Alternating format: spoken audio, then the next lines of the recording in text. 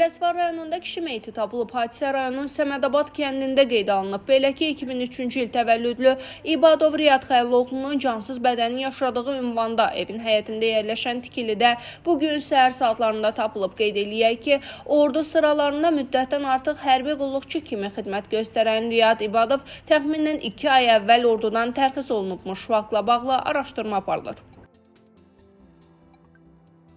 Lənkəranda maşın təmiri sexində bədbəxt hadisə baş verib. Hadisə Lənkəran Füzuli küçəsi Kürə deyilən ərazidə qeydə alınıb. Lənkəran şəhər sakini sözgedən sexdə usta işləyən 1991-ci il təvəllüdlü İlham Şahvəlioğlu Qasımlı benzinlə ehtiyatsız davranıb. Bu zaman benzin alovlanıb və yaranan partlayış ustaya ciddi xəsarət yetirib. Qasımlı yanıq xəsarətləri ilə Lənkəran rayon mərkəzi xəstəxanasının təcil yardım şöbəsinə hospitalizasiya olunub. Həkimlər ona bədənin çox sayılı yanığı, üz və hər iki qolun 2-ci dərəcəli termiki yanıq diaqnozu təyin ediblər. Xəsarət alana ilkin tibbi yardım göstərilib və vəziyyətinə uyğun olaraq reanimasiya şöbəsinə yerləşdirilib. Hazırda onun vəziyyəti orta ağır qiymətləndirilir. Faktla bağlı araşdırma aparılır.